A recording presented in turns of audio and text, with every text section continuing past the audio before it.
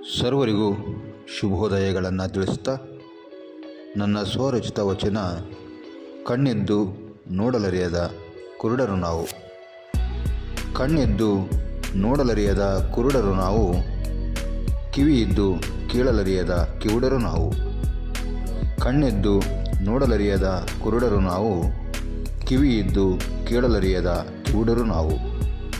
ಬಾಯಿದ್ದು ಮಾತನಾಡಲರಿಯದ ಮೂಕರು ನಾವು, ಬಾಯಿದ್ದು ಮಾತನಾಡಲರಿಯದ ಮೂಕರು ನಾವು.